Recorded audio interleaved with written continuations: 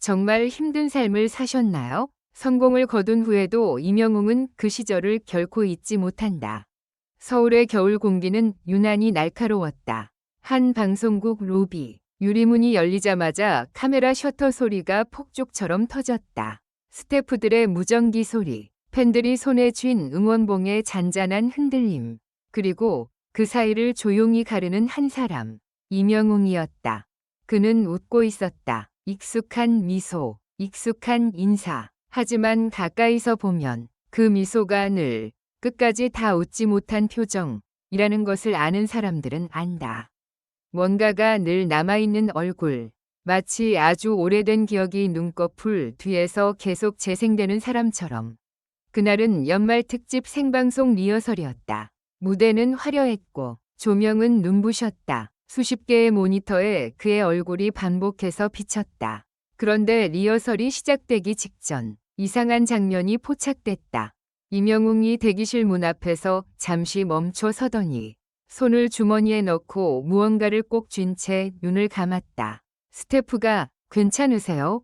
라고 물었지만 그는 고개를 끄덕이며 짧게 말했다.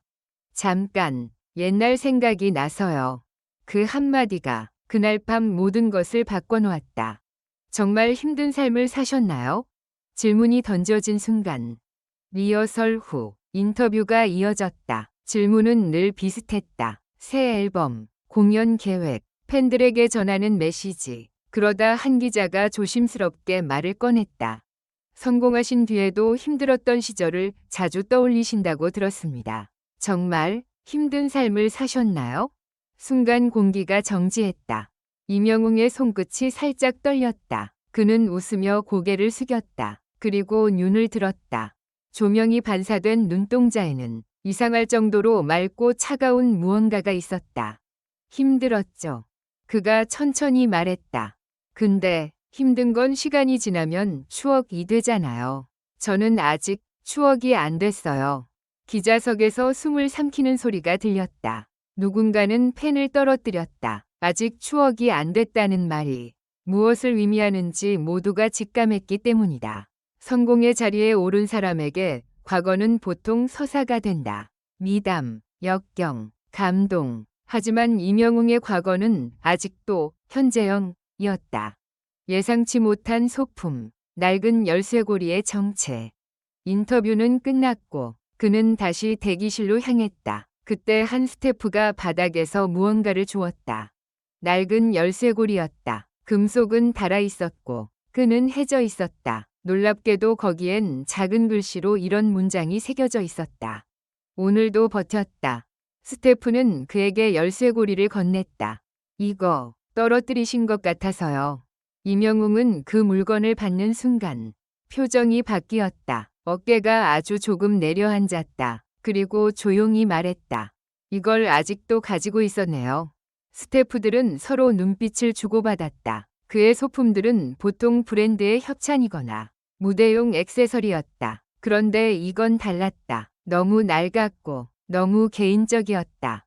그는 열쇠고리를 손바닥 위에 올려두고 한참 동안 바라봤다. 그 침묵이 길어지자 대기실에 있던 누구도 말을 꺼내지 못했다. 그때 그의 매니저가 낮게 말했다. 형, 오늘은 그 얘기 안 하기로 했잖아요. 하지만 임영웅은 고개를 저었다. 오늘 질문이 들어왔어요. 그냥 넘어가면 제가 저를 배신하는 것 같아요. 그 시절은 무대 밖에 있었다. 사람들은 흔히 무명 시절이 힘들었겠다 라고 말한다. 대기실이 좁고 행사가 적고 수입이 불안정하고 그런데 임영웅이 말하는 힘듦은 조금 다른 결이었다. 그가 천천히 입을 열었다. 무명이라 힘든 게 아니었어요. 제가 무대에 설 수 있는 사람인지 제 자신이 확신이 없어서 힘들었어요. 그는 한번 웃었다. 아주 짧게. 원래 힘든 사람들은요, 자기가 힘든 줄도 잘 몰라요. 그냥 오늘을 넘기는 게 일이니까. 대기실 거울에 비친 그의 모습은 스타의 모습이었지만 목소리는 묘하게 과거의 사람 같았다. 마치 어딘가로부터 막 걸어나온 사람처럼. 저는 그때 하루가 끝나면 그는 잠시 말을 멈추고 열쇠고리를 쥐었다. 오늘도 버텼다는 말이 필요했어요. 누가 해주는 말이 아니라 제가 저한테 해줘야 했거든요. 반전, 힘든 시절을 증명하는 건 눈물이 아니라 기록이었다. 여기서 많은 사람은 울컥하는 장면을 기대한다. 눈물, 떨리는 목소리, 감동의 음악. 하지만 이명웅은 뜻밖에도 눈물을 삼키지 않았다. 오히려 그가 꺼낸 건 작은 수첩이었다. 정확히는 종이가 군데군데 접히고 다른 오래된 메모장. 그는 수첩을 펼쳐 한 페이지를 보여줬다. 거기에는 날짜와 짧은 문장들이 빽빽하게 적혀 있었다. 오늘도 버팀, 연습실 불 꺼짐, 집에 가기 싫었음, 가수가 될 자격이 있나. 그래도 내일은 노래하자. 그걸 보는 순간 대기실의 공기가 다시 얼어붙었다. 이건 감동 스토리가 아니었다. 이건 생존 기록이었다. 그리고 그 기록의 무서운 점은 화려한 말이 하나도 없다는 것이었다. 짧고 건조하고 딱 필요한 만큼만 적혀 있었다. 그게 오히려 더 잔인했다. 이걸 왜 아직도 가지고 계세요? 누군가가 물었다. 이명웅은 수첩을 덮으며 말했다. 버린 적이 없어요. 이게 제가 살아있었다는 증거라서요. 충격적인 고백, 성공이 과거를 지우지 않더라. 그는 인기, 수상, 기록, 팬덤, 광고, 모든 것을 갖춘 사람이 됐다. 그렇다면 과거는 자연히 희미해져야 한다. 하지만 이명웅은 정반대로 말했다. 성공하면요, 과거가 사라질 줄 알았어요. 근데 성공은 과거를 지우는 게 아니라 더 선명하게 만들더라고요. 그 말이 떨어진 순간 누군가의 휴대폰 진동이 울렸고 대기실 밖 복도에서는 또 팬들의 환호가 들렸다. 현실은 여전히 화려했다. 그런데 그의 말은 화려함과 전혀 어울리지 않았다. 그래서 더 무서웠다. 왜요? 스태프가 조심스럽게 물었다. 이명웅은 잠시 생각하다가 이렇게 답했다. 그때는 내가 잘 되면 괜찮아질 거야 라고 믿었거든요. 근데 잘 되고 나니까 그때의 내가 아직도 저한테 말을 걸어요. 그는 열쇠고리를 들어보였다. 이걸 볼 때마다요. 마지막 반전, 그가 잊지 못하는 그 시절은 사람 때문이었다. 모두가 그의 힘듦을 환경으로 생각했다. 돈, 시간, 무대, 기회. 하지만 이명웅이 정말 잊지 못하는 건 전혀 다른 것이었다. 그때 저를 무너뜨린 것도 사람이고 살린 것도 사람이었어요. 그는 수첩의 마지막 페이지를 펼쳤다. 거기에는 한 줄만 적혀 있었다. 내 노래를 기다리는 사람이 있다. 그 한 줄이 그에게는 구명줄이었다. 그리고 그는 그 말을 꺼내면서도 놀랍게도 담담했다. 팬이든 가족이든 친구든 누군가가 기다린다는 건요. 사람을 살아있게 해요.